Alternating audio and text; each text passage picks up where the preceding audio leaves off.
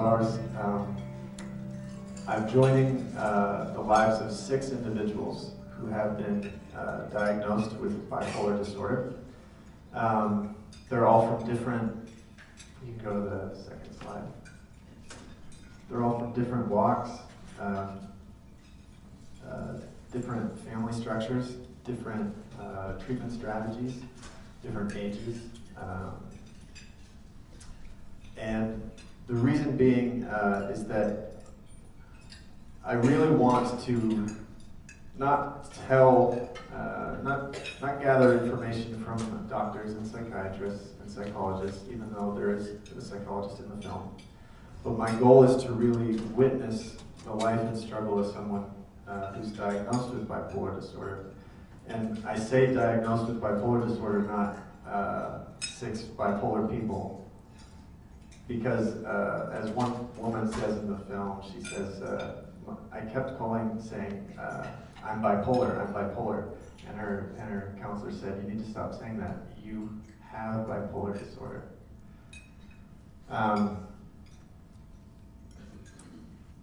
Yeah.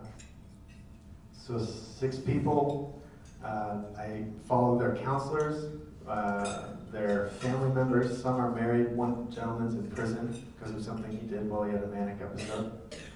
And the reason I called it All These Flowers was essentially because what I am discovering, that wasn't the title of the film when I set out. Originally, I was going to name it after Bonnie Love, who you just saw. But the title All These Flowers it came out of my witness of all of these people who really are just people with a disorder, like diabetes or asthma.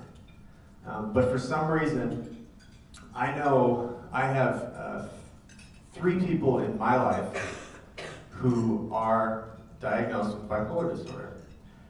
I can't tell you who they are. I can't tell you my relationship to them.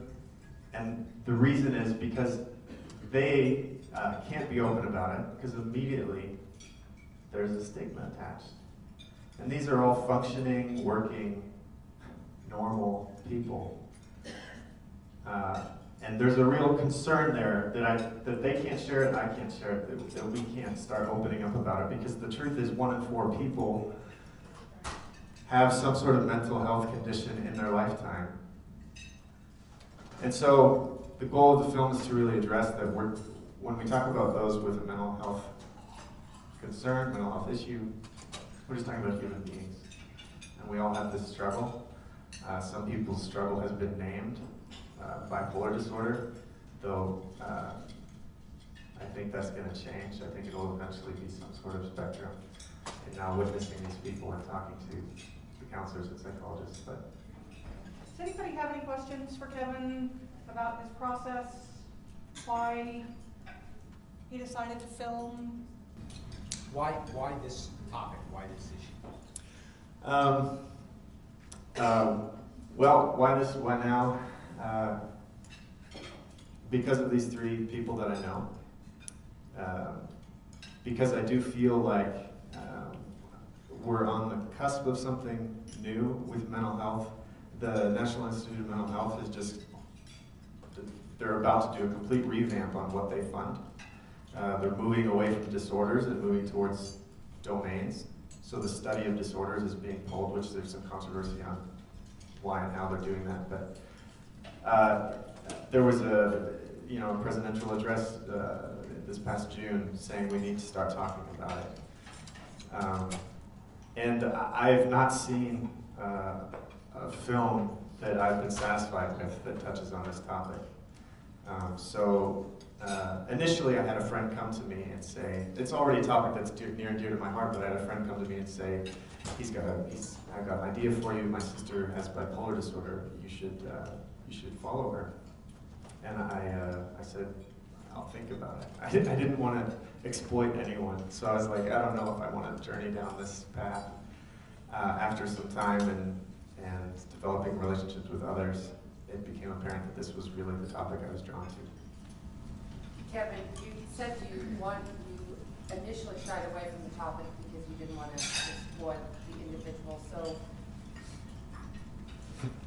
obviously they're sometimes being shown in very vulnerable situations. I'm just interested in how you make or are making decisions on what to show and maybe not what to show and how to frame it.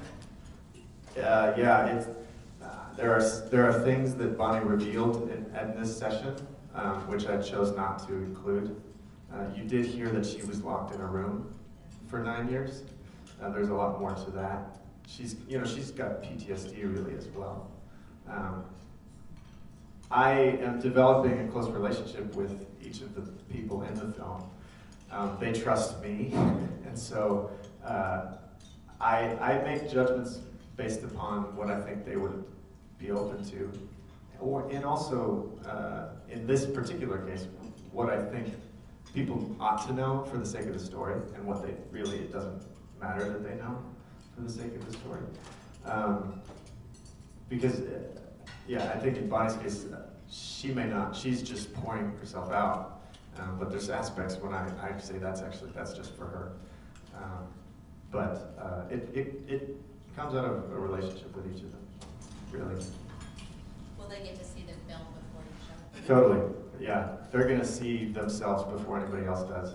And if they say, I don't want that there, then I will very, very difficultly take it out, whatever it is. And I'll talk with them first about it. But yeah, I can't see that happening, but yeah, they're gonna see it first, them and their families, yeah. What do you hope comes out of this? Do you have expectations? My hope, I was sharing with Billy earlier, is that someone has a manic episode that's never had one before in their life, and now suddenly their whole community knows that they've got something. I want that person or that person's mom to say to her friend, here's a movie you should watch about what my son's going through. I would just like to say congratulations for tackling an incredibly difficult subject matter.